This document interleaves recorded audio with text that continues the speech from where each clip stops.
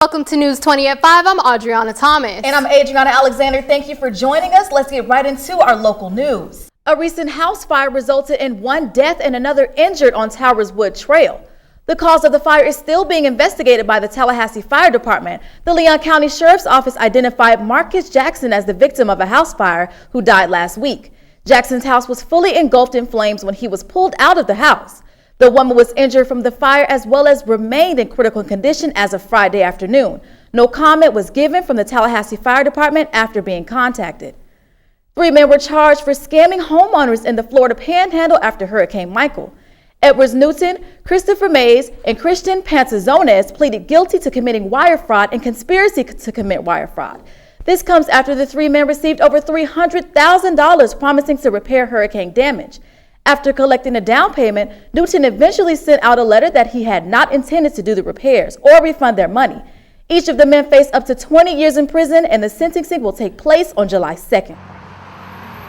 New plans for a pedestrian crosswalk bridge have been drawn and presented to Florida State University President John Thrasher after a student was struck and killed on West Tennessee Street. I think it would be a really great idea. I think it would increase the safety for not only the students, the pedestrians, but anyone else that's traveling along these streets, especially with the recent death of one of our fellow students at Florida State University. I think it would be a really big help. These images show the blueprint for the potential pedestrian bridge aided towards improving student safety near campus, created by principal architect Maxime Nasir of Apex Architecture. Now, before this potential crosswalk bridge could be built, right here where Natalie Ninchin was killed, it would need to be approved by Florida State University and the Florida Department of Transportation. The Florida Department of Transportation holds ownership over West Tennessee Street, and the bridge is estimated to cost almost $3 to $5 million to build, so their approval would be necessary.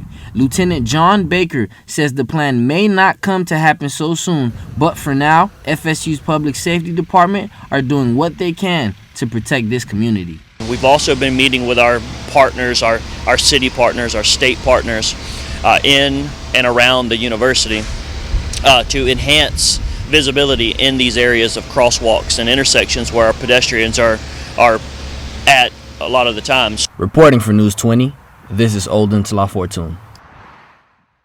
The position was created by Noel Enright, a 19-year-old student at FSU. Former Vice President Joe Biden won the majority of the South Carolina vote, making this his first win in the Democratic primaries after several attempts for the presidency. According to the Associated Press, Biden's win was backed on the strength of the African American vote.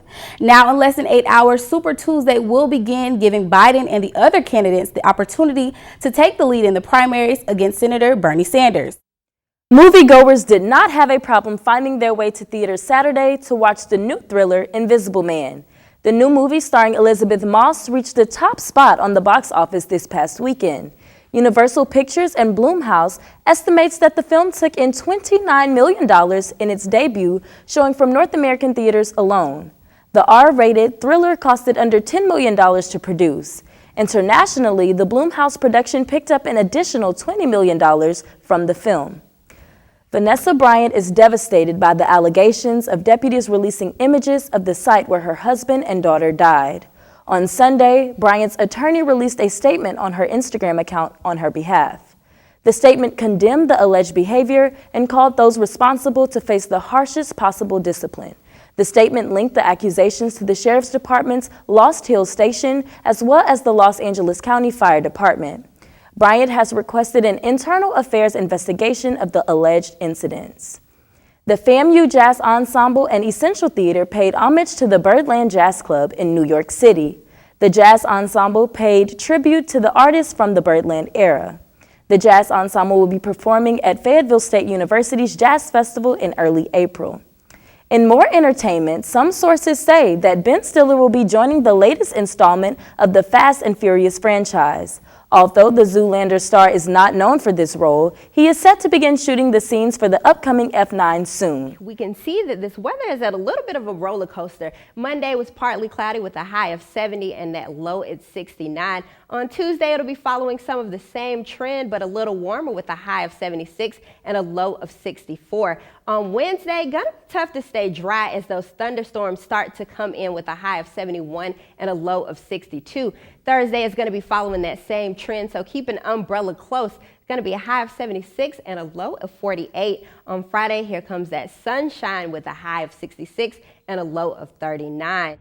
Welcome back to News 20. I'm Oldenslaw Fortune. Let's get into some of your sports news. The Florida A&M University baseball team took on Dayton University Flyers in a 3-game series. Overcoming 3 errors and using a 6-run 4th inning, the Rattlers were able to defeat the Flyers in the last game 6-5. Coach Jamie Shoup discussed their preparation for their upcoming game against the University of Florida Gators on Wednesday, March 4th.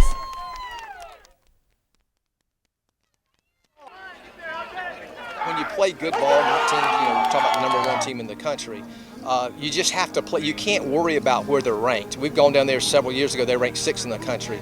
And you play the game. You don't play the other team. You play the game well enough. Baseball's not like football or basketball. You play it well enough, you're going to put yourself in a chance to win, in a position to win. Basketball, usually the taller team wins, and football, the stronger team wins, and baseball, it's the team that executes. So we need to go down and execute as best we can. And I think we had 3 errors on the board today. That had none yesterday. Yesterday was really a complete ball game for us, so that felt good. And that's what we're going to have to do. To upset a #1 team in the country, you got to play a good baseball game. After coming off a 9-2 season, Coach Willie Simmons and FAMU football returned to spring practice this weekend. The Rattlers started the first of 15 practice Saturday, going through fast-paced drills and as well as individual and team workouts. The guys will have a 3-day break until their next practice on Wednesday morning. The Rattlers spring game is scheduled for March 28th at Bragg Memorial Stadium. Though FAMU finished in the 8th spot over the weekend, one Rattler shined during the MEAC Indoor Track and Field Championships. Kiara Ivy's win during the pole vault was a highlight for the Rattlers, who struggled over the weekend. Ivy won the pole vault, marking 3.35 meters to top North Carolina A&T's Sandra Brown.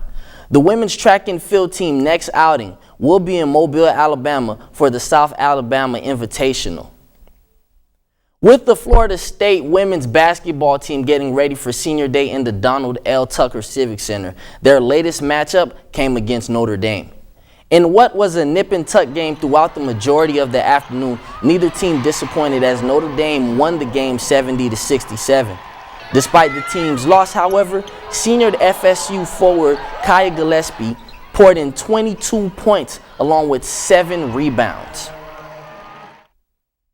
The Florida State University baseball team took on Texas Tech in a 2-game series over the weekend. Multimedia journalist Devontae Carroll has the story.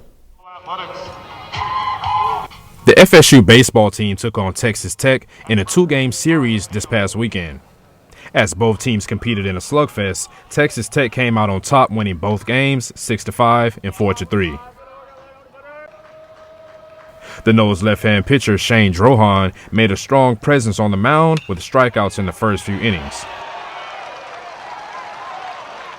The Noles infielder Tyler Martin tried to keep them in the game with his impressive batting, but it was the Noles defense that struggled to prevent Texas Tech from having multiple runs and bases loaded.